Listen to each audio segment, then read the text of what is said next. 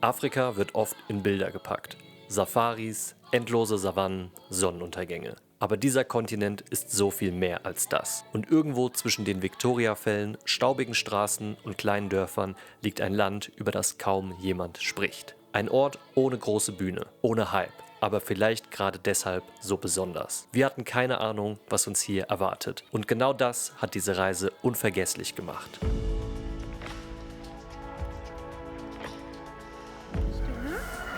Was gibt Schöneres als ein leckeres Frühstück und eine Katze? Ja, es gibt sogar 2 Katzen. Und gutes Wetter und einen schönen Garten. Guten Morgen hier aus der Okavango Lodge in Livingstone, eine Stadt hier im Süden von Sambia, ganz in der Nähe zu der Grenze von Simbabwe, wo auch die Victoria Falls liegen. Das sind wirklich nur ein paar Minuten hier beim Auto. Wir schwingen uns gleich ins Taxi und los geht's. Yango. Yango, okay. So 53 quite. Okay. Thank you. Hello, good morning. Morning, how are you? How are you? Good? Good. Going to the falls. Yes, correct.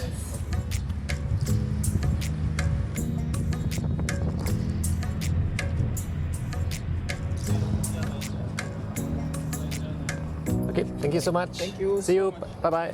Hier sind wir jetzt am Eingang und obwohl die Victoria Falls ja eigentlich sehr bekannt sind, gibt es echt wenig Infos darüber. Vor allem hier von der Seite in Sambia. Wir haben jetzt Eintritt gezahlt, das waren... Knapp 17 Euro pro Person. Ja, das ist deutlich günstiger als die Seite in Simbabwe, um ein Vielfaches. Vor allem, weil man für die Simbabwe-Seite auch ein Visum braucht als deutscher Staatsbürger, hier für Sambia nicht. Und ja, keine Ahnung, was uns jetzt erwartet. Man hört es auf jeden Fall schon ein bisschen. Man hört auch Helikopter, die hier über die Falls fliegen und so. Gehen wir aber mal rein. Hier ist eine kleine Sitemap. Was gibt es denn zu sehen? Ja, also ich glaube, man sieht hier quasi die verschiedenen Wasserfälle, weil das ist ja nicht ein großer Wasserfall, sondern ganz viele verschiedene. Und was ich auf jeden Fall weiß, ist, dass der Großteil der Fälle auf der Simbabwe-Seite liegt, also 75% und nur 25% hier auf der Sambia-Seite, und zwar hier dieser erste Teil, den wir uns jetzt angucken können. Es gibt verschiedene Aussichtspunkte. Ja, so richtig 100% weiß ich jetzt auch nicht, was wir uns als erstes angucken. Ich würde sagen, wir gehen einfach mal los.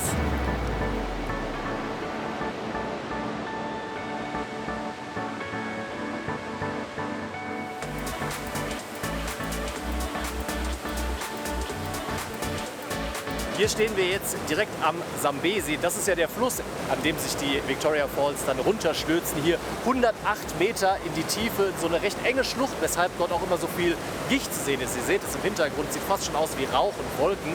Und auf der Sprache der Einheimischen heißt der Wasserfall auch der Rauch, der donnert, weil man eben so viel Gicht hier immer sieht und weil es auch unfassbar laut ist, wenn man nah dran steht. So viel zum Rauch, der donnert. Es wird dem Namen auf jeden Fall gerecht. Hier ist auch ultra laut, aber auch ein sehr, sehr schöner Spot, weil man sieht hier so Regenbögen im Hintergrund, die, denke ich mal, dadurch entstehen, dass hier irgendwie die Sonne reinfällt. Ich glaube, das sieht man auch überwiegend morgens. Sieht richtig schön aus.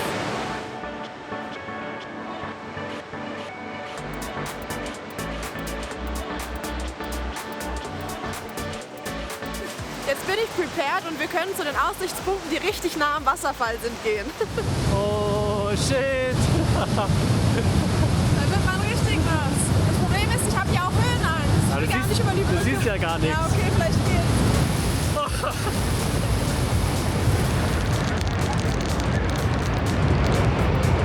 Warum tut ihr das? Man sagt auch, dass die Sambia-Seite die abenteuerlichere ist. Ich weiß jetzt auch warum. 100%. Das hätte ich gar nicht erwartet jetzt hier. Ihr habt es auf der Kamera gerade gesehen, wir sind von oben bis unten nass geworden. Das hat so viel Spaß gemacht, da lang zu laufen. Jetzt sind wir hier rausgekommen bei einem Viewpoint, wo man die Victoria Falls Bridge sehen kann, die ja Simbabwe und Sambia miteinander verbindet. Auch eine Eisenbahnbrücke ist. Hier sollte ursprünglich eine Eisenbahn von Kapstadt bis nach Kairo gebaut werden. Und da springen auch Leute runter. Man kann hier einfach Bungee-jumpen. Das skippen wir mal. Wir genießen eher die Aussicht hier mit den Regenbögen, der Schlucht, die Gicht, die hier immer wieder reinpeitscht. Also ich bin absolut begeistert bisher. End of the trail. Oh Mann, wir dachten, dass man von hier auch auf die Brücke kommt, aber das geht scheinbar doch nicht. Ja, die ist quasi eigentlich dahinter Ja, direkt. ja, schade. Nichtsdestotrotz hat man nochmal eine schöne Aussicht hier auf die Fälle, wobei Aussicht in Anführungszeichen. Wir sind ja jetzt hier Mitte Mai da und die Regenzeit geht bis April. Das heißt, aktuell führen die Wasserfälle unfassbar viel Wasser. Bis zu 500 Millionen Liter pro Minute laufen hier durch. Und so eine Panorama-Aussicht auf die Victoria Falls hat man von der Sambia-Seite zur jetzigen Jahreszeit zumindest nicht. War eine absolute 10 von 10. Es hat super viel Spaß gemacht hier. Wir haben noch ein paar andere coole Sachen hier vor in der Region. Aber erstmal zeigen wir euch unsere Unterkunft von heute Morgen.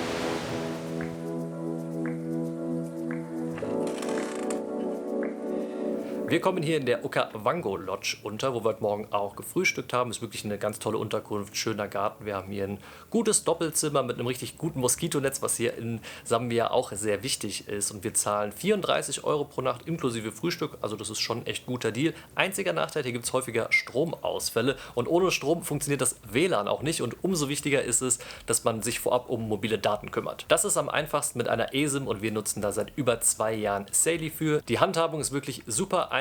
Ihr müsst euch nur die Saily-App runterladen, einen Datenplan für euer Zielland auswählen, die eSIM installieren und dann seid ihr automatisch ab der ersten Sekunde online, müsst euch um nichts mehr kümmern. Das erleichtert den Reisealltag wirklich enorm. Falls ihr es für eure nächste Reise mal ausprobieren wollt, haben wir auch einen Rabattcode für euch. Mit dem Code BetterBeyond spart ihr nämlich 15% auf eure erste eSIM bei Saily. Und darüber hinaus hat Saily jetzt ganz neu ein Creator-Programm rausgebracht und es ist völlig egal, ob ihr 500 oder 50.000 Follower habt. Ihr bekommt dann einen Link und wenn ihr den teilt und eine Person darüber was kauft, bekommt ihr $5 und auf der anderen Seite die Person, die was kauft, spart $5. Also ein sehr cooles und einfaches Prinzip. Falls ihr daran Interesse habt, dann checkt mal den Link ganz oben in der Videobeschreibung aus.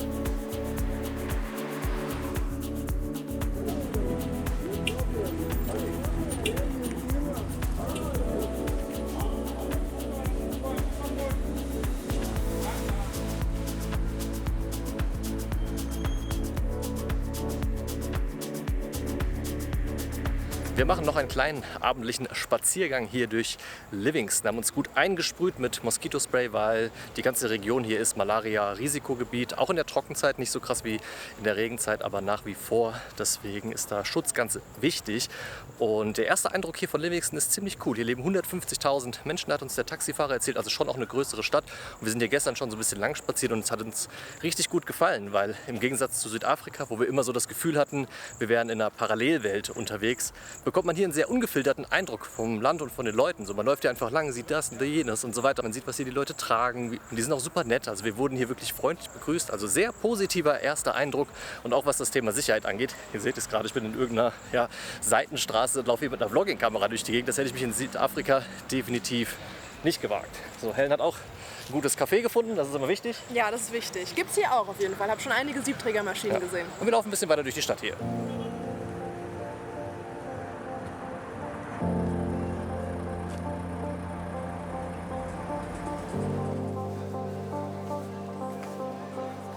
Wir brauchen nämlich noch ein kleines Frühstück für morgen. Es geht morgen sehr früh los und deswegen schaffen wir es nicht, noch in der Unterkunft zu frühstücken. Haben wir schon verraten, was wir machen? Nein, das verraten wir erst später. Okay, verraten wir erst später. Aber wir brauchen auf jeden Fall ein paar Snacks. Was hast du da geholt? Vitumbuva. Was ist das? Wir werden es morgen früh sehen.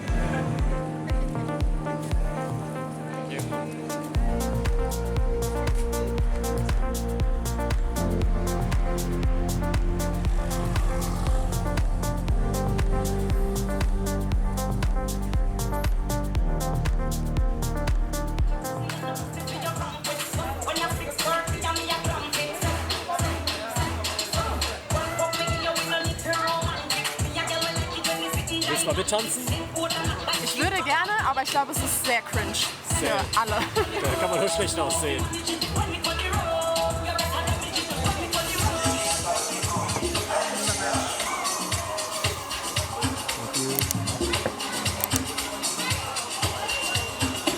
Sieht auf jeden Fall mega lecker aus und wir haben auch richtig doll Hunger. Also es hat ein bisschen länger gedauert, aber ich glaube, es hat sich gelohnt bis dahin.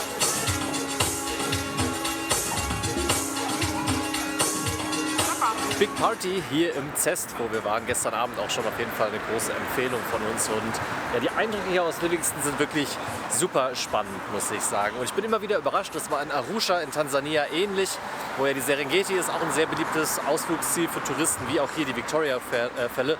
Wie wenig Touristen man dann aber in der Stadt sieht. Also wir sind jetzt 1,5 Stunden hier durch Livingston gelaufen, wir haben keinen einzigen anderen Weißen gesehen. Obwohl ja die Victoria-Fälle wirklich nur 10, 15 Minuten mit dem Auto entfernt sind. Aber ja, richtig cool. Hat toller erster Eindruck. Die Leute haben uns wirklich sehr, sehr nett empfangen, muss ich sagen. Hier wirklich freundlich alle gewesen. Und morgen wartet noch ein richtig krasses Highlight auf uns. Ich will mal nicht zu viel verraten, aber ich kann mir vorstellen, es wird ziemlich cool.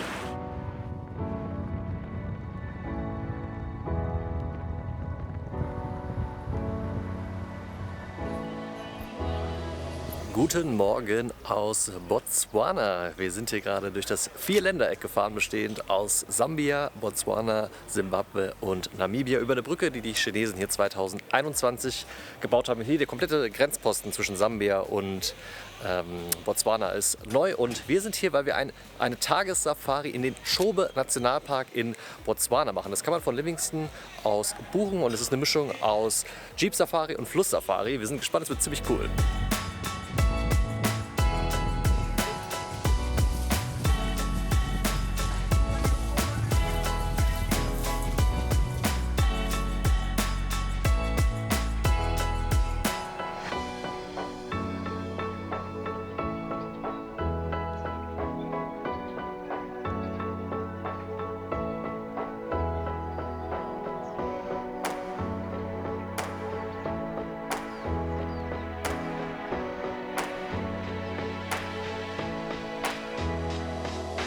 Wir sind weiter auf der Suche nach dem Löwen, der sich hier angekündigt hat über Funk. Ja, kein Glück.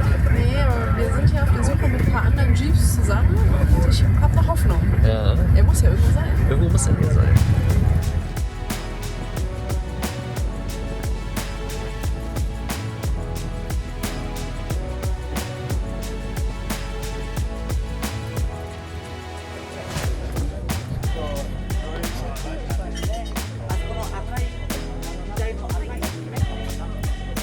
Mittagessen gibt es hier in einer Lounge-Buffet. Ja, ich fand die Auswahl war sehr gut, auch für Vegetarier. Und ich habe richtig Hunger jetzt, weil wenn man so früh aufsteht, hat man auch früh Mittagessenshunger. Ja, das Buffet ist inklusive Getränke, müsste man jetzt selbst bestellen und bezahlen. Guten Appetit.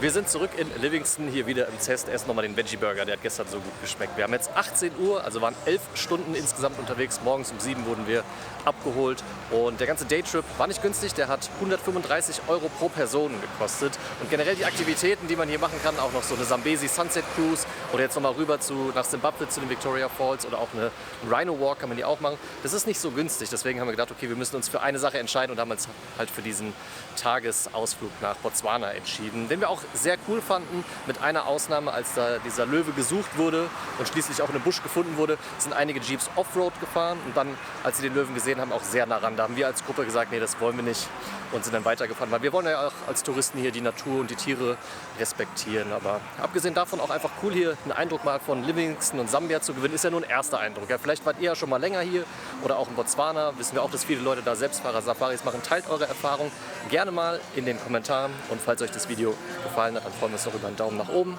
Und falls ihr mehr Videos hier aus dem südlichen Afrika sehen wollt, wir waren jetzt ja 3 Wochen in Südafrika, jetzt kurz in Sambia und übermorgen geht es weiter nach Namibia. Da machen wir nämlich unsere erste, ja nicht Selbstfahrer-Safari, sondern kompletten Camping-Trip, ja, mit einem 4x4 mit Dachzelt. Da freuen wir uns drauf. Wenn ihr es sehen wollt, dann sehen wir uns nächste Woche wieder. Macht's gut, bis dann. Danke fürs Zuschauen. Ciao, ciao.